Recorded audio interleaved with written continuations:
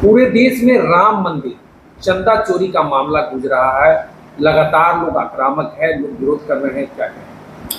अब देखिए, इस पर जो है आप हम सब लोग देख रहे हैं। ऐसा अगर हुआ है तो इस चीज़ों पर सरकार काम कर रही है। वहाँ पर प्रशासन जो है निष्पक्ष तरीके से उस चीज़ों को देख रहा है और निश्चित तौर पर ऐसा कभी नहीं हुआ। राम को लाने वाले अभी वर्षों तक जो है हम सबों के आराध्य प्रभु श्री राम को वनवास झेलना पड़ा। आदरणीय नरेंद्र मोदी जी के नेतृत्व में अयोध्या में भव्य भगवान श्री राम के मंदिर की स्थापना हुई और भारतीय जनता पार्टी के शासनकाल में हुई। तो ये भारतीय जनता पार्टी या फिर सरकार इसमें इन्वॉल्वमेंट थोड़े ना है, पर्टिकुलर कोई आदमी इन्वॉल्व है। जिस आदमी को ये करने के लिए दिया गया वो आदमी, उन्होंने हो सके कहीं गलती किया हो, उस पर सरकार जांच कर रही है, जांच करवा रही है। जिस वो भी गलत उसमें पाए जाएंगे उस पर कार्रवाई होगी। सरकार इसमें पूरी तरीके से निष्पक्ष है।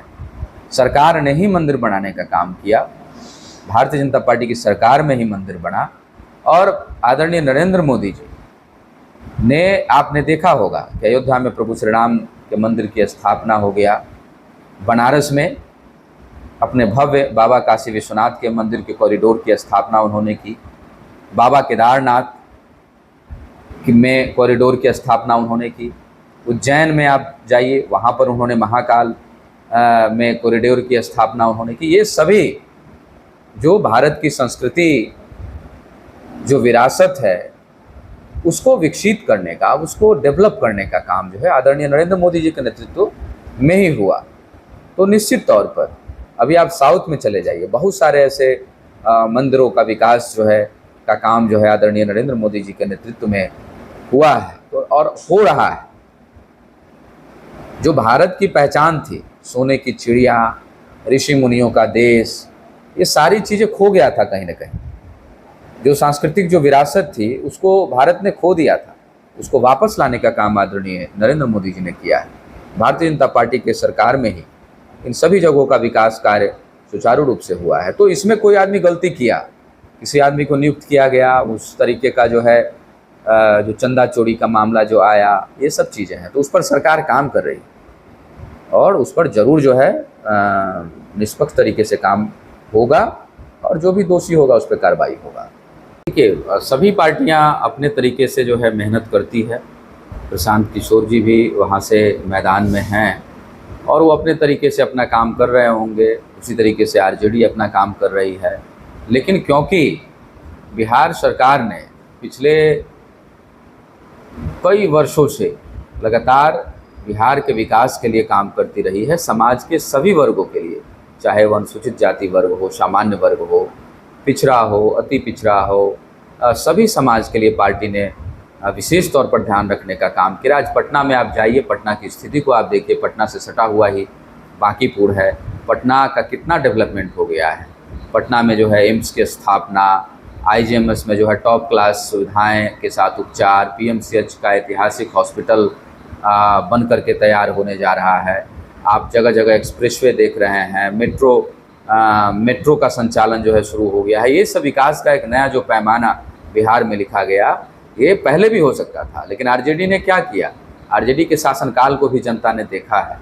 तो सीधी सी बात है, बिहार में यहाँ पर सिर्फ विकास की राजनीति को जनता देखती है और निश्चित तौर पर वहाँ पर भारतीय जनता पार्टी के कैंडिडेट ही चुनाव जीतेंगे। क्योंकि आदरणीय नरेंद्र मोदी जी ने भी, आप देख लीजिए, देश के मुद्दे को, राष्ट्रीय मुद्दों को या फिर बिहार के लिए कितनी बड़ी बड़ी सौगातें उन्होंने देने का काम किया है।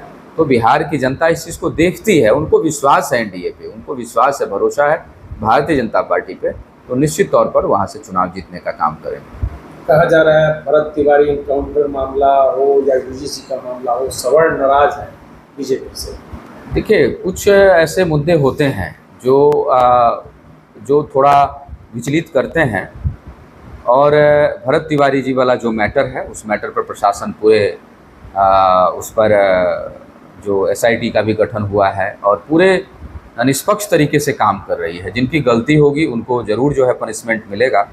उसी तरीके से आपने यूजीसी के बारे में कहा, यूजीसी का मामला जो है कोर्ट में गया, कोर्ट ने उस पर स्टे लगाया है।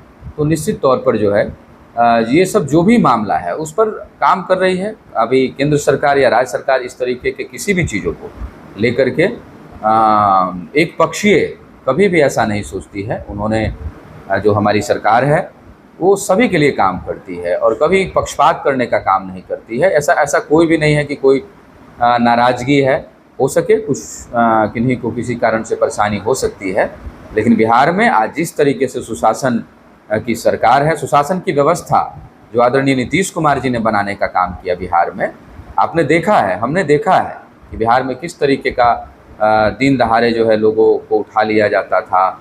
शाम के बाद जो है महिलाएं जो है घर से बाहर नहीं निकलती थी, गांव-गांव में सड़कों का निर्माण नहीं हुआ था, शौचालय की व्यवस्था नहीं थी जो है।